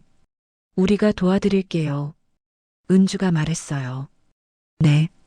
시댁 남자들이 안 변하면 우리끼리라도 바꾸는 거예요. 민지도 고개를 끄덕였습니다. 하지만 저는 말을 이었습니다. 조건이 있어요. 뭔데? 남편이 물었습니다. 시동생들한테 제사 비용 받아요. 안 오더라도 그래야겠지. 그리고 다음 제사는 은준의 집에서 해요. 약속대로. 알았어. 마지막으로 저는 남편을 똑바로 봤어요. 당신은 끝까지 저를 도와줘야 해요. 약속 지켜야 해요. 물론이지. 약속할게. 남편이 제 손을 꼭 잡았습니다. 그날 밤 은주와 민지가 돌아가고 남편과 단둘이 남았습니다. 여보, 응? 오늘 정말 실망했어. 남편이 말했습니다. 동생들한테요? 응. 그리고 나한테도. 왜요? 내가 제대로 못 가르쳤나 봐. 형으로서 남편이 한숨을 쉬었습니다. 어머니가 그렇게 말씀하셨는데 우리는 왜 안 들었을까? 저는 남편의 어깨를 토닥였습니다. 당신 잘못이 아니에요. 하지만 사람은 각자 선택하는 거예요. 당신은 변하기로 선택했고 시동생들은 아직 안 그런 거죠. 그럼 어떻게? 기다려요. 언젠가는 깨달을 거예요. 정말? 그럼요. 당신도 3개월 전에는 몰랐잖아요. 근데 지금은 이렇게 변했어요. 제 말에 남편이 미소 지었습니다. 그래. 너 말이 맞아. 그리고 여보. 응? 고마워요. 왜? 오늘 저를 위해 동생들한테 화내줘서요. 남편이 저를 안아줬습니다. 그날 밤 잠이 오지 않았습니다. 시동생들이 안 변한다는 게 실망스러웠어요. 하지만 동시에 깨달았습니다. 모든 사람을 바꿀 수는 없다는 것. 중요한 건 내 옆에 있는 사람이 변했다는 것. 남편이, 은주가, 민지가 저를 이해해 준다는 것. 그것만으로도 충분했습니다. 창밖을 봤어요. 달이 밝았습니다. 시어머니, 제가 잘하고 있는 거 맞죠? 하늘을 보며 물었습니다. 대답은 없었지만 마음이 편안했어요. 저는 이제 혼자가 아니니까요. 막내 동생과의 일이 있고 6개월이 지났습니다. 그동안 우리는 막내와 연락하지 않았어요. 남편은 단호했습니다. 정신 차릴 때까지 연락하지 마. 둘째 동생과는 연락했지만 예전처럼 자주는 아니었어요. 제사는 약속대로 돌아가며 지냈습니다. 설날은 은준의 집에서, 어머니 기일은 우리 집에서. 하지만 시동생들은 한 번도 오지 않았어요. 여보, 다음 주가 추석이야. 남편이 말했습니다. 응, 알아요. 이번에는 막내네 집 차례지? 그렇죠. 하지만 우리는 알고 있었어요. 막내가 할 리 없다는 것을. 막내한테 연락해 볼까? 해보세요. 남편이 막내에게 전화했습니다. 야, 막내야. 나 형이야. 형님. 막내의 목소리가 차갑게 들렸습니다. 다음 주 추석인데 아버지 제사 내가 할 차례야. 형님, 저 못할 것 같아요. 뭐? 솔직히 말씀드릴게요. 저는 제사 지낼 생각 없어요. 야, 이 자식아. 형님이 하고 싶으면 형님이 하세요. 저는 안 해요. 막내가 일방적으로 전화를 끊었습니다. 남편의 얼굴이 새하얗게 질렸어요. 여보, 어떡하지? 남편이 소파에 주저앉았습니다. 막내가 완전히 돌아섰어. 내가 너무 심하게 말한 건가? 남편의 목소리가 떨렸어요. 아니에요.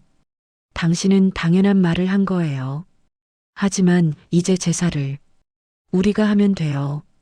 제가 말했습니다. 또, 응, 당신이랑 같이요. 남편이 제 손을 잡았습니다. 여보, 미안해. 남편이 둘째 동생에게도 전화했어요. 야, 둘째야. 형, 추석에 막내가 안 한대. 너는 어떻게 할 거야? 형, 미안해요. 둘째 동생의 목소리도 조심스러웠습니다. 우리 집 형편이 지금 안 좋아서 제사까지 신경 쓸 여력이 없어요. 형편이 안 좋다고? 회사 일이 잘 안 풀려서 은주도 요즘 힘들어해요. 형님 댁에서 해주시면 안 될까요? 비용은 보낼게요. 비용 문제가 아니야.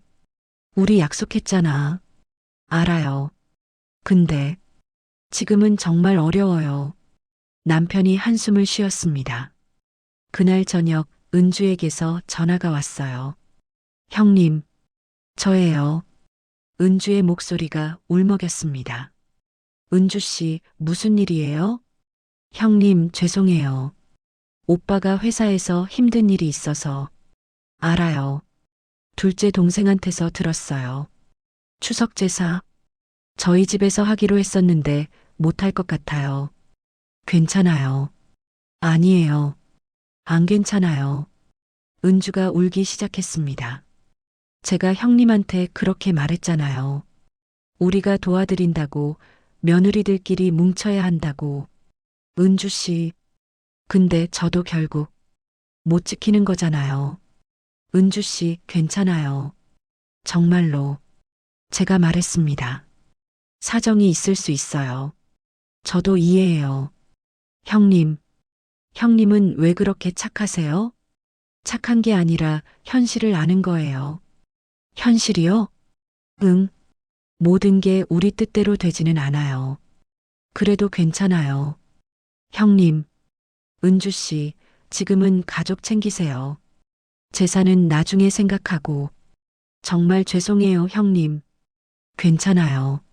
언제든 연락해요. 전화를 끊고 나니 마음이 무거웠습니다. 결국 추석 제사는 우리 집에서 하게 됐어요. 남편과 저 단둘이서. 여보, 미안해. 남편이 장을 보며 말했습니다. 왜요? 결국 예전으로 돌아간 것 같아서. 아니에요. 저는 남편을 봤어요. 예전이랑 달라요. 당신이 옆에 있잖아요. 그래도, 그리고 이번만 그런 거예요. 상황이 나아지면 다시 시작하면 돼요. 남편이 제 손을 꼭 잡았습니다.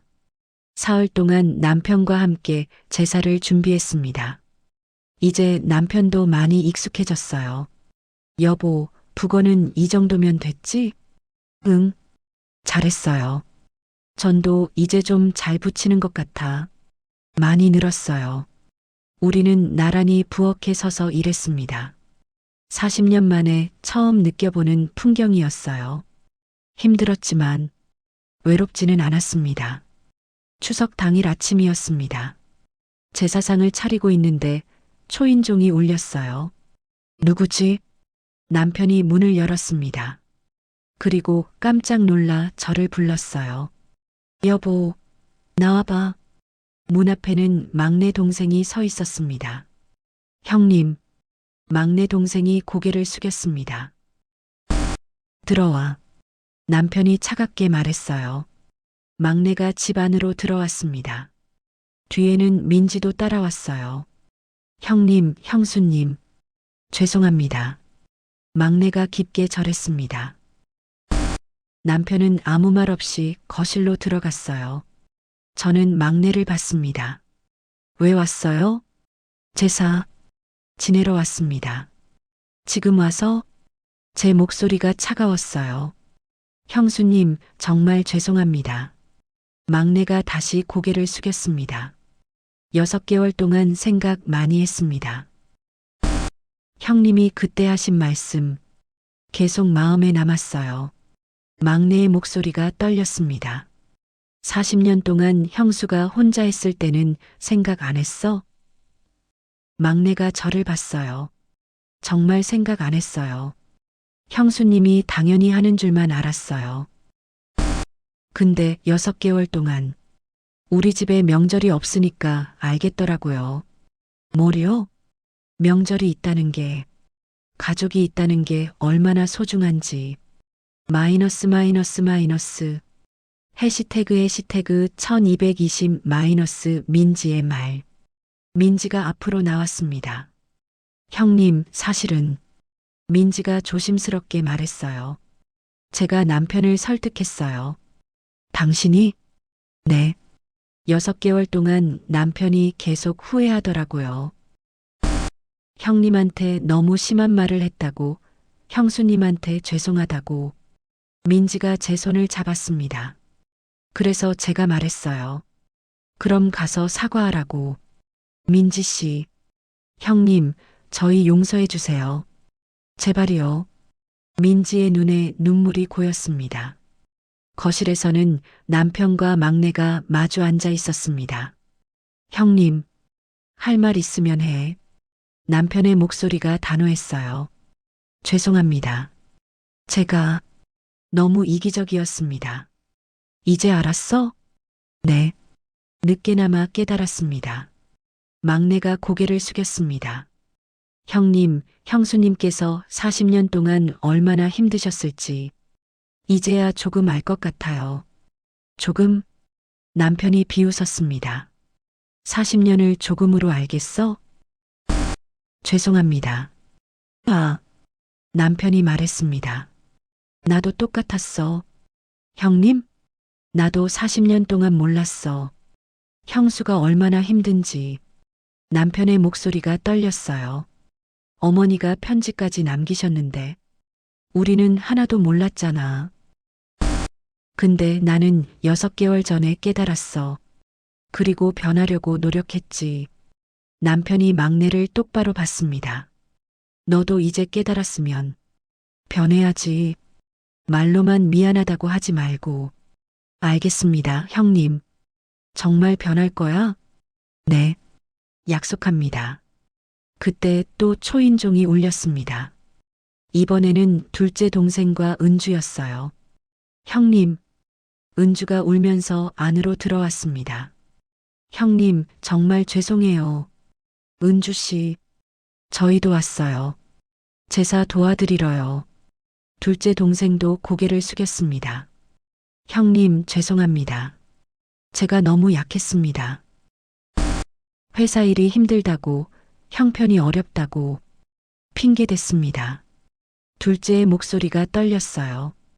근데 형님은 40년 동안 핑계 한 번 안 대셨잖아요. 거실에 모두가 모였습니다. 남편, 저, 둘째 동생 부부, 막내 동생 부부. 6개월 만에 처음 모인 자리였어요. 형님, 형수님. 둘째가 말했습니다. 저희가 정말 잘못했습니다. 막내도 고개를 숙였어요. 저도 죄송합니다. 남편이 한참을 그들을 쳐다보더니 입을 열었습니다. 사과는 받았어. 근데, 네, 형님. 이번이 마지막이야. 다시 이런 일 있으면 진짜 형제 아니야. 남편의 목소리가 단호했습니다. 그럼 우리 같이 준비할까요? 은주가 조심스럽게 물었습니다. 좋아요. 제가 대답했어요. 모처럼 다 모였는데 같이 해요. 부엌으로 모두 모였습니다. 여자들은 음식을 마무리했고 남자들은 상을 차렸어요. 형님, 이거 여기 놓는 거 맞죠? 막내가 물었습니다. 응, 잘했어. 남편이 대답했어요. 와, 형님도 이제 제사 준비 다 하시네요. 둘째가 놀라며 말했습니다. 6개월 동안 매번 했으니까. 남편이 쓴웃음을 지었어요. 오후 6시 제사상이 완성됐습니다. 모두가 제사상 앞에 섰어요. 남편이 절을 올렸고 동생들도 따라 절했습니다. 며느리들도 함께 절했어요. 제사를 지내는 동안 저는 눈물이 났습니다. 시아버지 지켜보고 계시죠? 저희 이렇게 다시 모였어요. 제사가 끝나고 음복을 했습니다.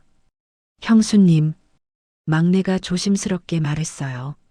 제가 다음 설날 제사는 저희 집에서 하겠습니다. 정말요? 네. 민지랑 같이 열심히 배워서 준비하겠습니다. 민지도 고개를 끄덕였어요.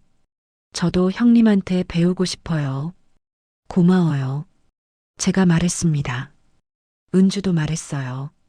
그리고 명년 추석은 저희 집에서 할게요. 꼭요. 은주 씨, 이번에는 정말 지킬게요. 약속해요. 가족들이 모두 돌아가고 남편과 단둘이 남았습니다. 여보, 응? 오늘 기적 같았어. 남편이 말했습니다. 동생들이 올 줄 몰랐어. 나도요. 근데 왔잖아. 결국 남편이 웃었어요. 사람은 변할 수 있구나. 그래요. 시간이 걸려도 저도 웃었습니다. 여보, 제가 말했습니다. 응? 고마워요. 뭐가? 6개월 전에 화내줘서요. 동생들한테 당연한 거였어. 아니에요. 쉬운 일 아니었을 거예요. 남편이 제 손을 잡았습니다. 당신을 위해서라면 뭐든 할 수 있어. 여보, 미안해, 여보. 40년 동안 혼자 힘들게 해서 이제 혼자가 아니잖아요. 우리는 손을 맞잡고 앉아 있었습니다. 그날 밤 저는 시어머니의 일기를 다시 꺼내봤어요. 마지막 페이지에 글을 읽었습니다. 너의 인생은 너의 것이야. 잊지 마. 이제야 알 것 같았어요. 제 인생을 산다는 게 뭔지. 혼자가 아니라 함께 사는 것.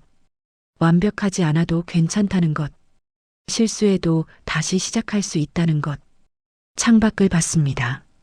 보름달이 밝게 떠 있었어요. 시어머니, 이제야 자유로워진 것 같아요. 하지만 가족도 잃지 않았어요. 둘 다 가질 수 있었어요. 제 방식으로. 달은 아무 대답 없이 밝게 빛나고 있었습니다. 하지만 저는 알 수 있었어요. 시어머니께서 미소 짓고 계실 거라는 것을. 그날 추석으로부터 1년이 지났습니다. 많은 것이 변했어요. 가장 큰 변화는 제사를 정말로 돌아가면서 지내게 됐다는 것이었습니다. 설날은 막내네 집에서, 어머니 기일은 둘째네 집에서, 시아버지 기일은 우리 집에서 약속을 지켰어요.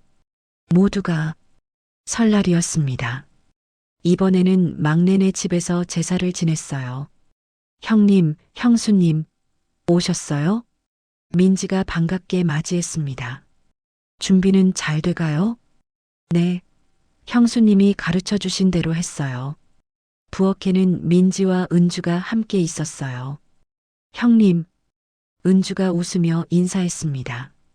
우리끼리 먼저 와서 준비하고 있었어요. 고생하네요.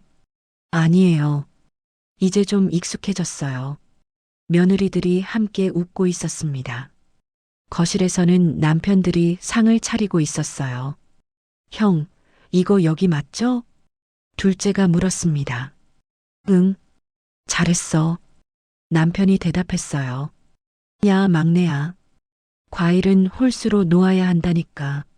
아, 맞다. 깜빡했네. 막내가 다시 과일을 배열했습니다. 저는 그 모습을 보며 웃었어요. 1년 전만 해도 상상도 못했던 풍경이었으니까요. 다 됐다. 민지가 마지막 음식을 올리며 말했습니다. 형수님, 확인 좀 해주세요. 어디 볼까요? 저는 제사상을 둘러봤어요. 완벽하지는 않았습니다. 몇 가지는 위치가 바뀌어 있었고 음식 모양도 제각각이었죠. 하지만 따뜻했습니다. 잘했어요. 다들 정말 잘했어요. 정말요? 응. 마음이 담겨 있어요. 제 말에 모두가 환하게 웃었습니다. 제사를 지냈습니다. 막내가 헛절을 했어요. 야, 너 뭐 하는 거야? 남편이 웃으며 말했습니다. 미안. 긴장돼서. 천천히 해. 아버지도 이해하실 거야. 다시 시작했고 이번에는 잘 마쳤어요. 제사가 끝나고 음복을 할 때였습니다. 막내가 조심스럽게 말했어요. 형님, 형수님. 응? 저희 잘하고 있는 거 맞죠? 물론이죠. 제가 대답했습니다. 1년 전에는 상상도 못했을 일이에요. 형수님, 그동안 정말 죄송했어요. 막내의 눈에 눈물이 맺혔습니다. 형수님이 40년 동안 얼마나 힘드셨을지 이제야 조금 알 것 같아요. 이제 알았으면 됐어요. 앞으로는 저희도 잘할게요. 이미 잘하고 있어요. 제 말에 막내가 환하게 웃었습니다. 식사가 끝나고 며느리들끼리 부엌에 모였어요. 형님, 은주가 말했습니다. 저, 형님 덕분에 많이 변했어요. 내가 뭘 했다고. 아니에요. 형님이 용기 내지 않았으면 우리 평생 그렇게 살았을 거예요. 민지도 고개를 끄덕였어요. 맞아요. 형님이 먼저 말씀하셨잖아요. 그때 그 추석날, 올해가 마지막이라고. 은주가 그때를 떠올렸습니다. 처음에는 형님이 너무 심하다고 생각했어요. 근데 지금 생각해보면 당연한 거였어요. 형님, 민지가 제 손을 잡았습니다. 저도 고백할 게 있어요. 뭔데요? 사실 명절이 정말 싫었어요. 시댁 가는 게 너무 부담스럽고 눈치 보이고 민지의 목소리가 떨렸어요. 근데 이제는 달라요. 제사를 같이 준비하고 며느리들끼리 모이니까 외롭지 않아요. 은주가 말을 이었습니다. 맞아요. 예전에는 각자 힘들어했는데 이제는 같이 힘들어하니까 덜 힘든 것 같아요. 우리는 서로를 보며 웃었습니다. 그날 밤 집으로 돌아가는 차 안에서 남편이 말했습니다. 여보, 응? 나 오늘 뿌듯하더라. 왜요? 동생들이 제사 준비하는 거 보면서 드디어 제대로 돌아가는구나 싶어서. 남편이 웃었어요. 그리고 나도 많이 배웠어. 이 1년 동안. 뭐요? 가족을 돌보는 게 뭔지, 당신이 얼마나 대단한 사람인지. 남편이 제 손을 잡았습니다. 고마워, 여보. 40년 동안 우리 가족 지켜줘서. 눈물이 났어요. 40년 만에 처음 듣는 말이었습니다. 봄이 왔습니다. 어머니 기일이었어요. 이번에는 둘째네 집에서 지냈습니다. 은주가 열심히 준비했어요. 형님, 이거 괜찮아요? 완벽해요. 정말요? 북어가 좀 딱딱한 것 같은데. 아니에요. 잘했어요. 은주가 안도의 한숨을 쉬었습니다. 휴, 정말 떨렸어요. 처음에는 다 그래요. 형님은 이걸 40년 동안. 이제 그 이야기는 그만해요. 저는 웃으며 말했습니다. 이제 우리 같이 하잖아요. 제사를 지내고 있는데 제 아들 준서가 왔어요. 군대를 제대하고 취직한 지 1년이 됐습니다. 엄마, 아빠, 준서야. 왔구나. 제사는 다 지냈어요? 응. 방금 끝났어. 준서가 제사상을 보더니 웃었습니다. 와, 삼촌 댁에서 제사 지내는 거 처음 보는데 이제 돌아가면서 하기로 했어. 대박. 아빠 변하셨네요? 준서가 남편을 쳐다봤어요. 뭐, 많이 배웠지. 남편이 쑥스럽게 웃었습니다. 음복을 마치고 준서와 단둘이 산책을 나갔어요. 엄마, 응? 엄마 많이 달라지셨어요. 뭐가? 표정이요. 예전에는 명절 때마다 피곤해 보이셨는데 준서가 저를 봤습니다. 지금은 편해 보여요. 그래. 네. 진짜로. 준서야. 응? 엄마가 고생하는 거 알았어? 준서가 잠시 망설이더니 고개를 끄덕였어요. 알았죠. 어렸을 때부터. 중학생 때였나? 명절 끝나고 엄마가 부엌에서 혼자 우시는 거 봤어요. 그때 정말 마음이 아팠어요. 준서의 목소리가 떨렸습니다. 근데 어떻게 해야 할지 몰랐어요. 저는 어렸고. 준서야. 미안해요, 엄마. 제가 더 일찍 커서 도와드렸어야 했는데. 저는 준서를 안았어요. 괜찮아. 이제 다 좋아졌잖아. 엄마 고생 많으셨어요. 아니야. 너 같은 아들 있어서 행복했어. 우리는 한참을 그렇게 서 있었습니다. 여름이 왔어요. 남편과 저는 여행을 떠났습니다. 결혼 후 처음으로 떠나는 부부 여행이었어요. 여보, 여기 경치 좋다. 남편이 바다를 보며 말했습니다. 응, 정말 좋네요. 우리 진작 이렇게 올 걸 그랬다. 이제라도 왔잖아요. 우리는 바닷가를 걸었습니다. 손을 잡고 천천히. 여보, 남편이 말했습니다. 응, 나 행복해. 나도요. 40년 결혼 생활에서 지금이 제일 행복한 것 같아. 남편이 웃었어요. 늦었지만 늦지 않았어요. 제가 말했습니다. 지금이 딱 좋아요. 그래, 지금이 딱 좋아. 우리는 노을을 바라봤습니다. 붉은 노을이 아름다웠어요. 1년이 순식간에 지나갔습니다. 다시 추석이 왔어요. 이번에는 우리 집 차례였습니다. 하지만 이번에는 달랐어요. 형님, 저희가 일찍 와서 도와드릴게요. 은주가 사흘 전부터 왔습니다. 형수님, 저도요. 민지도 이틀 전에 왔어요. 남편들도 일찍 와서 장을 보고 청소를 했습니다. 형, 이거 이렇게 하는 거 맞죠? 응, 잘하고 있어. 부엌은 북적였지만 즐거웠습니다. 제사상이 완성됐어요. 모두가 정성껏 준비한 상이었습니다. 완벽하다. 남편이 만족스럽게 말했습니다. 다들 정말 수고했어요. 제가 말했어요. 1년 전만 해도 상상 못했는데. 우리 이렇게 됐네요. 그러게요. 은주가 웃으며 말했습니다. 형님이 처음에 선언하셨을 때는 정말 충격이었는데. 저도요. 민지도 고개를 끄덕였어요. 근데 이제는 당연한 것 같아요. 제사를 지냈습니다. 모두가 함께 절했어요.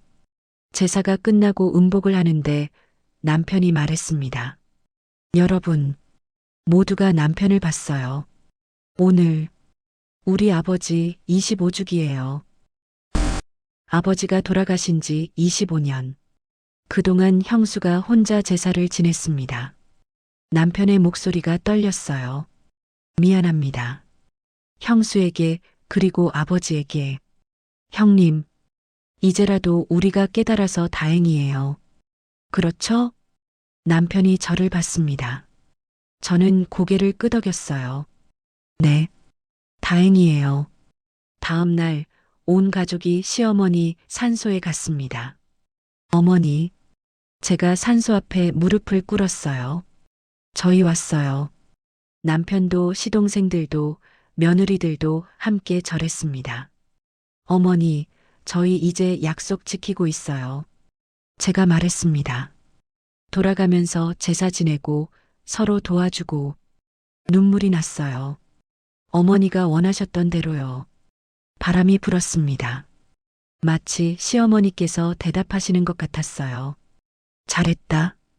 고생했다. 그날 저녁 집으로 돌아와 시어머니의 일기를 마지막으로 펼쳐봤습니다. 40년 된 수첩과 함께 이제 이걸 누구한테 줘야 할까? 남편이 물었습니다. 준서한테 줄까요? 준서한테? 응. 나중에 준서가 결혼하면 며느리한테 물려주라고. 하지만 이 수첩은 짐이 아니라 선물이 될 거예요. 이제는 저는 웃으며 말했습니다. 우리가 바꿨잖아요. 전통을. 남편이 제 손을 잡았어요. 그래. 우리가 바꿨어. 5년 후 준서가 결혼했습니다. 예쁜 며느리를 데리고 왔어요. 어머니, 아버지, 인사드려요. 어서 와요. 명절이 됐을 때 며느리가 조심스럽게 물었습니다. 어머니, 제가 제사 준비 도와드릴까요?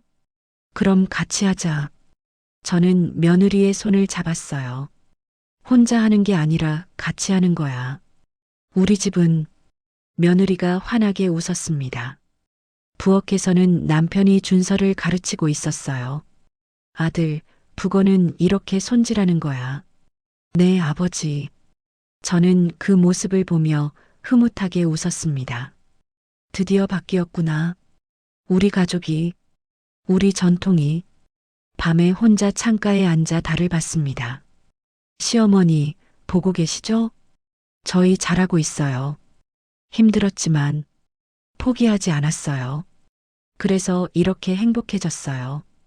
달빛이 따뜻했습니다. 시어머니께서 웃고 계신 것 같았어요. 순자야, 고생했어.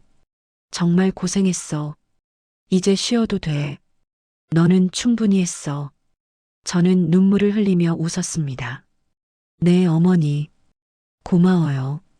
저를 자유롭게 해주셔서, 하지만 가족도 잃지 않게 해주셔서 창밖으로 별이 반짝였습니다.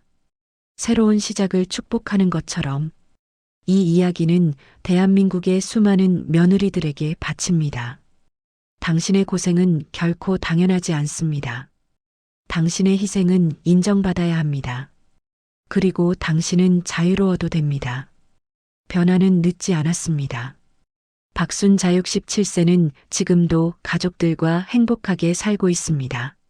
제사는 여전히 돌아가며 지내고 있으며 모두가 함께 준비합니다. 은주와 민지는 며느리 모임을 만들어 서로를 응원하고 있습니다. 그리고 준서의 아내는 시어머니에게서 같이 하는 법을 배우고 있습니다. 변화는 계속되고 있습니다.